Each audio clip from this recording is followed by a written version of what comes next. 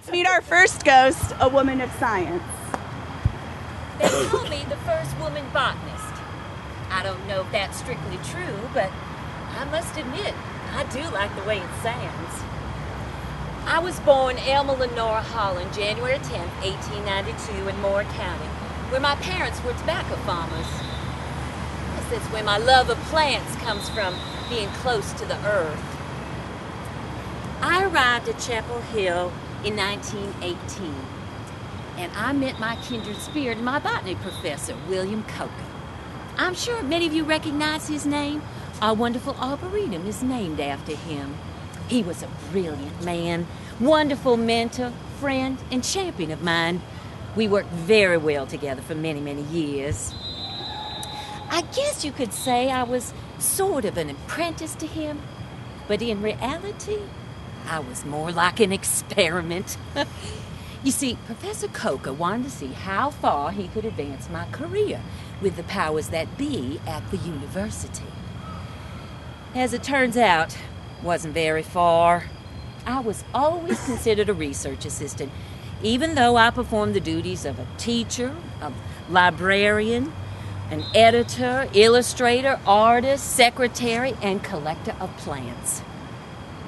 I taught graduate students, undergraduate students, co-wrote 2 books with Professor Coker, and even conducted research of my own.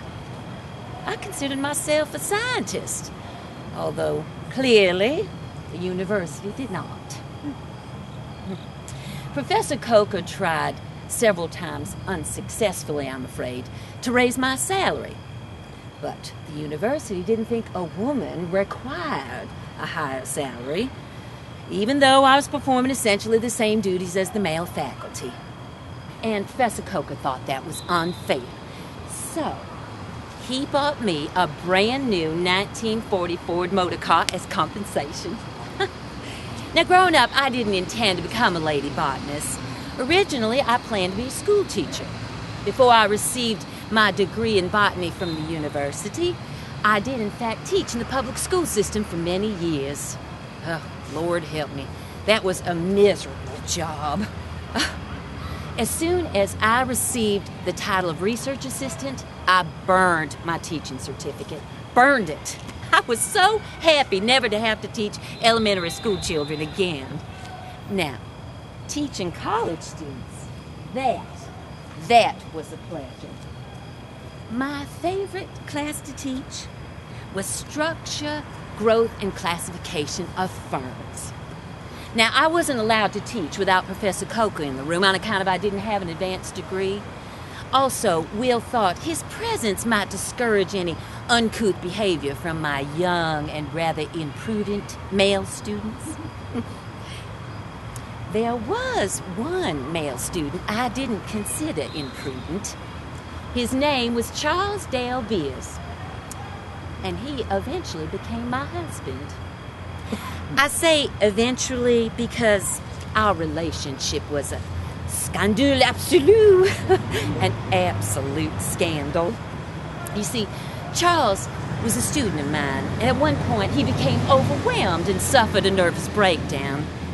It was my custom at that time to take in ill students on account of the boarding houses wouldn't allow them to stay for fear of spreading disease.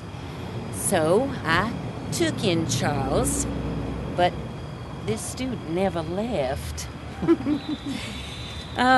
We fell in love and were married in 1941 after a year of cohabitation.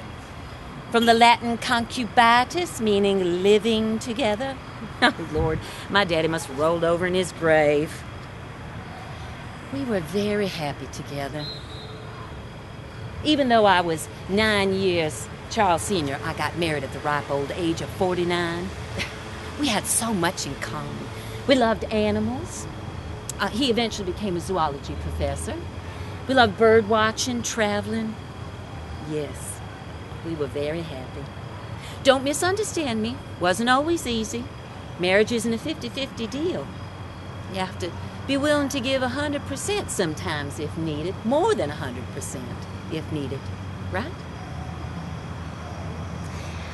I retired from the university Let's see, in 1951, after 30 years of teaching. But even though I was retired, I never really stopped teaching. I often gave lectures at the Chapel Hill Garden Club, which were very well attended. I remained an avid gardener my entire life, and I could wield a pickaxe as well as any man well into my 70s. Towards the end of my life, I was very proud of the enduring legacy I'd left behind.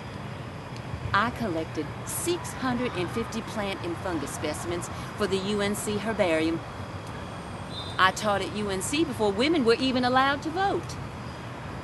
And there's a scholarship named after me, which is given annually to support summer research of botany students. But most of all, I lived the life I wanted to, with intellect, integrity, and compassion for all living things. Thank you for stopping by.